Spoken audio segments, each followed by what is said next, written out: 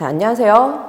다산구주입의 총괄실장 윤영주 선생님입니다. 자, 오늘은 선생님이 다산고 이번 2025년 1학기 중간고사 분석을 위해서 자리를 마련했는데요. 중간고사 끝난 지가 좀 됐어요. 그래서 선생님이 바쁘게 분석하고 분석 자료를 만들고 그러면서 마지막으로 이제 영상 촬영까지 하게 되었습니다. 그래서 이번 영상에서는 특이한 문제들을 선생님이랑 같이 보고 그리고 그걸 토대로 기말 대비를 어떻게 이어갈지에 대한 내용까지 얘기를 해보도록 할게요. 자, 일단 다산고등학교 분석 시작해 보도록 하겠습니다. 문항 분석인데요. 총 24문항으로 출제되었고요. 범위는 다항식의 연산에서 2차 함수까지였어요. 보통 이제 모든 학교가 이 정도 범위를 유지하는 기조였고요. 특이한 점은 객관식 24문항으로 논술형 문항 없이 100점 배점의 모든 배점이 객관식에 다 배정된 이런 시험지였어요. 그러면 이제 다산고는 매년 이랬느냐 이런 것들이 궁금할 텐데요. 사실 다산고는 작년, 재작년, 최근 이렇게 올 객관식으로 중간고사를 본 적은 없습니다. 그래서 보시면 작년 다산고 중간고사는 객관식 18문항에 논술형 2문항으로 총 20문항짜리 시험지였고요. 그 전해 2023년도 중간고사는 객관식 19문항에 논술형 2문항으로 총 21문항의 시험지였어요. 근데 여기서 이제 모든 문항을 24문항을 객관식으로 시험을 봤다는 건 올해의 특이한 지점이라고 볼 수 있겠습니다.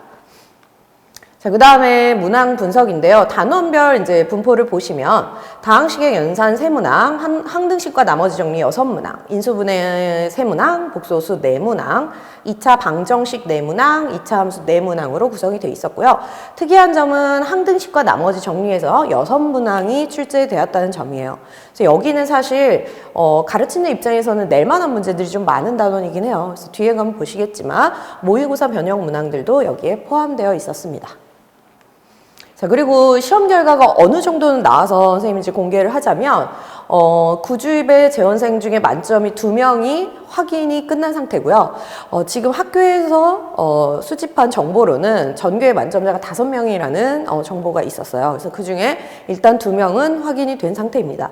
그리고 1등급 컷은 84.3점이라고 하는데요.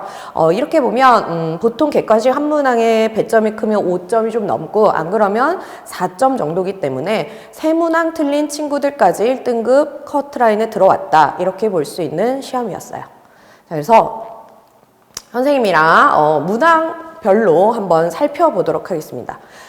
앞에서 얘기한 것처럼 1번부터 24번까지 꽤나 많은 문항이 들어있는 시험지였어요. 하지만 이제 객관식이었다는 그런 특이점이 있었죠. 여기서 이제 볼 거는 1번부터 13번까지 문항은 난이도가 아주 쉽거나 약간 어려운 이 정도의 문항들이어서 아이들이 시험지를 처음 받아서 풀 때는 굉장히 쉽다는 느낌이 들었을 거예요. 선생님이 보기에도 1번부터 13번을 실수 없이 풀면서 여기에서 시간을 많이 아꼈어야지 뒤에 좀 괜찮은 어려운 문제들을 풀 때 여기서 시간을 좀 쓸 수 있는 상황이 되었지 않았나 이런 생각이 드는 시험지였어요. 자, 그 다음에 그 뒤에 문항들을 보면 6문항을 선생님이 골라봤는데 이 6문항의 선생님은 상위 등급을 가르는 문항이라고 보고 있고 이 6문항들은 보시면 난이도는 중에서 중상 난이도 문제들이고 한 번 더 생각을 해야 된다거나 아니면 저희가 공부할 때 이제 좀 심화로 공부하고 있는 모의고사 문항들의 변형 문항들이었어요. 그래서 이 6문항을 다 틀렸다 하면 71.5점이라는 점수를 얻게 되고요. 이렇게 되면 이 근방에서 2등급 커트라인이 형성될 거라는 생각을 할 수 있겠어요. 그래서 선생님 생각에는 다산고가 아직 아주 두터운 상위권을 갖고 있지는 않아서 이렇게 분석을 했는데 만약에 올해 다산고 간 친구들이 꽤나 공부를 잘하는 친구들이면 이 6개를 다 틀리진 않았을 테니까 한두 문항 더 맞아서 여기서 한 5점이나 한 8점 정도 올라가는 정도가 2등급 컷이 될 수도 있겠다는 생각이 들어요. 자, 그래서 이 6문항 위주로 선생님이랑 한번 살펴보도록 할게요. 자, 그리고 그 6문항 중에 또 3문항은 모의고사 문항이었는데요. 모의고사 취약한 학생들이 여기서 많이 틀렸을 거라고 보고요. 그럼 6문항 중에 나머지 문항들은 어떤 거냐 이걸 궁금하실 텐데 그것도 뒤에서 한번 같이 보도록 하겠습니다. 자, 일단 모의고사 변형 세 문항인데요. 다산고 14번 문항이고 저희 내신교재 블루 30쪽에 99번 문항입니다. 근데 보자마자 공수원을 좀 공부한 친구들은 저 너무 유명한 문제 아니야? 이렇게 볼 수 있는데 선생님이 2단원 공부할 때 항상 그래요. 이 문제를 뭐 초반에는 여러 번 풀이를 해주고 설명해주고 하지만 시험 임박해서 이 문제를 모른다? 그럼 저는 이렇게 얘기해요. 그냥 우리나라의 대통령을 모르는 거와 같다. 이 단원을 공부했는데 이 문제를 순식간에 풀어내지 못하는 건 아주 심각한 일이다 이렇게 얘기하거든요. 그래서 저희 교재에서 이제 적중했다고 얘기하지만 사실 저희 교재에 한 문제가 아니라 사실 반복적으로 들어있어서 여러분들이 충분히 연습을 하고 들어갔었을 그런 문항입니다. 그리고 특이한 점은 저희가 이제 다산고 시험 직전에 파이널 시험지를 제작해서 주는데 그 파이널 시험지에서 16번 문항으로 똑같이 들어있던 문제여서 이거는 거의 시험 직전에 푸는 자료이기 때문에 학원을 다니는 친구들은 거의 다 맞췄을 거라고 생각이 되는 문제였어요. 자, 그 다음은 15번 문항인데요. 전형적인 나머지 정리에서 나머지를 구하는데 좀 그 위에 정보들을 써야 되는 심화 문항이죠. 그러니까 보시면 곱해진 다항식이 두 개 곱해진 형태에서의 나머지를 구하는데 그 앞에 부분만 띄어서 나눈 나머지가 주어져 있고 뒤에 다항식으로 나눈 나머지가 각각 따로 주어져 있을 때 이것을 합쳐서 적용할 수 있는 문제인데요. 전형적인 모의고사 문제고 저희 교재에 나와 있고 보시다시피 다산고 15번 문항에도 동일한 유형으로 출제되었습니다. 그래서 이 정도는 모의고사를 좀 공부한 친구들은 아까 선생님이 얘기한 것처럼 13번까지 난이도가 엄청 쉬웠잖아요. 그러다 갑자기 14, 15에서 좀 난이도가 올라가나? 이런 느낌을 받을 수 있었을 거고 공부를 성실히 한 친구들은 내가 푼 대로 잘 풀리네. 공부를 한 만큼 잘 풀리는구나 해서 15번까지는 무난히 넘어갔지 않았나 이렇게 생각이 듭니다. 자, 그래서 이 문제도 모의고사 문항이었고 저희 교재는 모의고사를 다 다루고 있기 때문에 적중했다고 말씀드릴 수 있을 것 같아요. 자, 그 다음에 22번 문항인데요. 너무 유명한 보기차식 인수분해에서 경우의 수를 구하는 그런 문항인데요. 이것도 사실 한 3, 4년 전만 해도 굉장히 핫한 문항이었어요. 근데 이제는 저희 지역도 어느 정도 수준이 있기 때문에 아이들이 기출이나 모의고사 문제를 풀면서 한두 번은 접했을 문항이고요. 저희 학원에서는 정말 여러 번 접했을 문항입니다. 그래서 보시다시피 블루 교재에 한 번이 아니라 여러 번 해서 저희가 연습했던 문항이고요. 이것도 역시나 적중했다고 말씀드릴 수 있겠어요. 자, 그 다음에 이렇게 모의고사 세 문항을 봤죠. 그 다음에 나머지 문제 중에 두 개를 볼 텐데 이 두 문제는 도형 문제였어요. 그래서 사실 중학교 때 이 도형 공부가 공식 암기나 빠르게 푸는 형식으로 공부가 돼 있다면 좀 여기서 아이들이 많이 고민을 했을 문항들이었고 그리고 이제 문항 번호가 20번, 24번 이렇게 배열되기 때문에 일단 여기서는 시간이 많이 부족한 상태에서 도형 문항을 딱 접하게 되면 그 체감 난이도가 많이 올라갑니다. 그래서 도형 문제 취약한 학생들이 많이 놓쳤었던 그런 문항이 되겠어요. 한번 세부 문제 살펴보도록 할게요. 자, 다산고 20번 문항이고요. 사각뿔대에서 옆면의 넓이를 문자로 된 식으로 구하는 문제예요. 보시다시피 입체 도형에서 사각뿔대의 높이가 h로 주어져 있지만 비스듬히 기울어져 있는 옆면에서는 높이가 주어져 있지 않아서 그걸 보조선을 통해서 중학교 때 배운 입체 도형의 지식으로 그래 피타고라스 정리를 써가지고 높이를 구해서 적용해야 되는 문제입니다.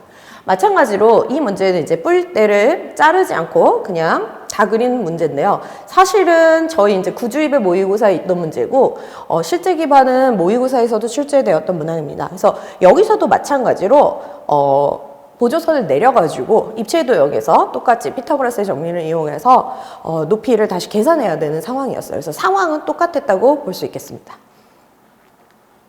자, 그 다음에 24문항. 24번 문항입니다. 자, 24번은 만약에 다산고가 아닌 친구들이 딱 봤다면 선생님 저거는 너무나 유명한 문제고 누구나 다 푸는 문항이 아닌가요? 이렇게 얘기할 수 있겠어요. 근데 저도 이제 처음에 다산고 친구들이 선생님 24번을 틀렸어요 혹은 뭐 24번이 안 풀렸어요 뭐 이렇게 연락 온 친구들한테 처음에 문제만 보고 이걸 왜 못 풀었어? 이렇게 얘기를 했거든요. 근데 선생님이 해설을 달고 분석을 해보면 사실 이렇게 생긴 문항은 교과서에도 있고 저희 기출에도 있고 뭐 없는 자료가 없고 시중 문제집에서도 있고 뭐 없는 자료가 없을 정도로 너무 유명한 문항이에요. 근데 선생님 풀어보니 지금 여기서는 높이를 주지 않아서 넓이를 이용해서 높이를 다시 구하고 그 높이를 다시 돌려서 지금 보서 A에서 수선의 발을 내린 높이로 적용을 해야 그래야지 식이 세워지는 문제라서 그거 없이 그냥 생짜 닮음으로 이 문제를 풀었으면 굉장히 긴 계산을 마주하게 되었을 거고 그러면 마지막 문제잖아요. 그럼 한 몇 분 안 남은 상황에서 이거를 무사히 계산하기는 매우 어려웠을 거라고 공감하는 문제예요. 그래서 여러분들도 만약에 지금 다산고가 아닌데 그 유튜브 방송을 보고 있다면 한번 풀어보시는 걸 추천드립니다. 그래서 풀고 댓글에 한번 정답을 달아주시면 좋을 것 같네요. 그래서 이 문제는 직접 계산을 꼭 해봐라. 그리고 방금 얘기했던 것처럼 이렇게 약간 변형을 했을 때 못 푼다는 건 본인이 도형에 대한 그 기본기가 좀 부족한 거예요. 그래서 입체 도형이나 도형에 대한 기본기가 있어야 푸는 문제가 두 문항 출제되었다라고 볼 수 있겠습니다. 자, 이것도 교재 적중은 맞아요. 근데 저희가 사실 이 문제 말고 어렵게 나온 문제들도 있는데 모양이 똑같지가 않아서 선생님이 안 넣었는데 이 문항은 교재에 워낙 많이 있는 문항이고 변형된 문항도 저희는 다루었습니다. 자, 그리고 이제 그 1학기 중간고사에 대해서 총평하는 시간을 가져볼 거예요. 그러면 이렇게 봤는데 이번 중간고사는 어땠나요? 이렇게 얘기를 해보자면 일단 24문항이라는 문항이 꽤나 많은 거죠. 아무리 객관식이어도. 그래서 문항수가 증가했고 거기에 중상난도 문제가 6문항이 포함된 시험지였단 말이죠. 그래서 시간과의 싸움이었을 거예요. 그래서 보통 아주 상위권이 아닌 친구들은 다 똑같이 얘기했어요. 시험 끝나고 선생님 시간이 너무 부족해서 19번부터 24번까지 너무 촉박했다. 근데 심지어 거기에 중상난이도 문제가 6문항이 포함되어 있는 그런 상황이었습니다. 그래서 아까 얘기했지만 그 앞에 1번부터 13번까지는 빠르고 정확히 풀었어야 하는 시험이었어요. 그래서 아는 유형을 빠르고 정확히 풀어야 시간 확보가 되는 그런 시험이었다라고 볼 수 있고요. 그 다음에 선생님이랑 살펴본 것처럼 모의고사 기출 그 출제 비율이 선생님이 계산해 봤더니 20%가 넘어가는 상황이에요. 그래서 모의고사 기출을 반드시 공부해야 되는 학교다. 이렇게 보시면 될 것 같고요. 도형 문제가 좀 특이했죠. 그래서 도형에 취약한 학생에게 약간 불리한 시험이었다고 볼 수 있겠고요. 그리고 전체 객관식이라 요건 좀 불행한데 그쵸?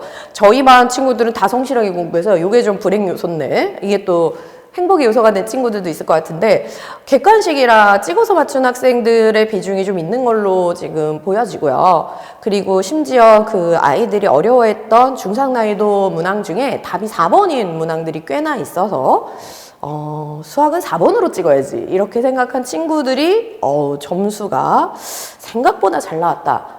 이런 얘기가 중위권이나 중하위권에서 들리고 있습니다. 그래서 매우 슬픈 소식이죠. 그래서 이렇게 요행을 바라지 말고 기초 실력을 키웠으면 좋겠어요. 그래서 이런 시험이라고 분석할 수 있겠습니다. 자, 그럼 기말 대비는 어떡하나요? 여기에 대한 얘기를 해볼게요. 기말은 자, 다산고가 이렇게 중간고사의 전체 객관식만 출제한 적이 없었다는 거죠, 최근에. 그러면 이제 기말고사에 논서 수령 문제가 집중되겠죠. 그렇죠? 그래서 논서 수령에 약한 친구들은 그냥 당장 지금부터 모든 문제를 풀 때 풀이를 한 줄 한 줄 정리해가면서 쓰는 그런 연습을 당연히 해야 되고 그리고 논서 수령이 포함되면 문제 수가 줄더라도 시간은 여전히 부족할 거예요. 그래서 시간 관리 연습이 필수라고 볼 수 있고요. 그 다음에 모의고사 연계가 있는 학교이기 때문에 다양한 모의고사 기출을 다 반드시 연습해야 됩니다. 그리고 네 번째는 이번 기말에는 거의 모든 학교가 해당되는 얘기일 것 같은데요. 방부등식의 심화 연습은 당연히 필요해요. 여기 단어는 여러 가지 방정식이랑 부등식은 그냥 늘 매해 학생들이 가장 고전하는 그 단원이란 말이죠. 그래서 거기에 대한 연습이 반드시 필요하고요.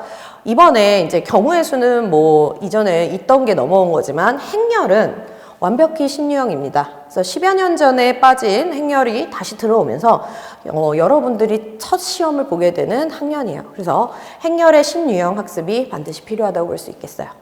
그리고 필수 유형에 대한 기초 체력은 무조건입니다. 근데 이건 하루아침에 되는 것이 아니기 때문에 여러분이 평소에 수학 공부에 좀 더 힘을 실어서 공부를 했으면 하는 생각입니다. 자, 이제 마지막으로 선생님이 다산고 내신 분석에 대해서 선생님이 좀 얘기할 게 있는데요. 자, 이게 저희가 이번에 발빠르게 분석한 다산고 내신 분석 자료입니다. 사실 선생님도 영상을 먼저 찍고 싶었는데 이 분석자를 만들고 정리하느라고 요걸 먼저 하고 그 다음에 분석 영상을 찍게 됐어요. 그래서 선생님 실물로 갖고 왔는데 저희가 다산구주입에서 다산고가 제가 너무 관심이 있고 저희가 굉장히 신경을 쓰고 있는 학교 중에 하나죠. 그래서 다산고 내신 분석 브로셔를 제작을 했고요. 여기 보시면 지금 여기 들어있는 내용을 자세하게 실어놨습니다. 자, 여러분들이 이걸 보시고 이 자료가 탐난다, 궁금하다 이렇게 생각되는 분들은 학생들도 좋고요, 학부모님들도 괜찮습니다. 학년이 꼭 고1이 아니어도 괜찮을 것 같아요. 그래서 하고 나서 자유롭게 문의를 주시면 저희가 요거를 선물로 드리도록 하겠습니다. 자, 그 다음에 구주입의 내신 대비 프로그램에 대한 건데요. 저희는 이제 포커스 1부터 시작해서 내신 디펜스, 내신 디펜스가 요새 굉장히 유용해요. 그래서 G스코어가 나오는 시험이라 굉장히 내신의 등급 예측에 거의 정확히 맞고 있고요. 그 다음에 적중한 교재인 1티어 교재가 있고요. 그 다음에 마지막 시험지 모의고사인 파이널 책이 있습니다. 그래서 기말 대비도 똑같이 지금 진행이 될 예정이고요. 벌써 개강을 하고 있습니다. 그리고 더 중요한 건 저희 학원에 이제 이렇게 유능하신 선생님들이 있어서 이렇게 많은 교재를 다 수업을 충분히 숙지하시고 이끌어 주시는 분들이라서 여러분들이 믿고 학원의 문을 두들길 수 있을 거라 생각합니다. 자, 여기까지였고요. 구주입에 기말고사 대비 개강했습니다. 여러분, 그리고 선생님이 맨날 하는 얘기가 있는데 5월에 놀지만 않아도 5월에 흔들리지만 않아도 기말은 다 뒤집을 수 있어요. 이거는 불변의 진리라고 봐요, 선생님은. 그래서 1학기 중간고사 성적이 얼매이지 말고 다시 기말고사에 재정비하고 도전하는 마음으로 얼른 시작했으면 좋겠습니다. 자, 이상 구주입의 윤영주 선생님이었습니다.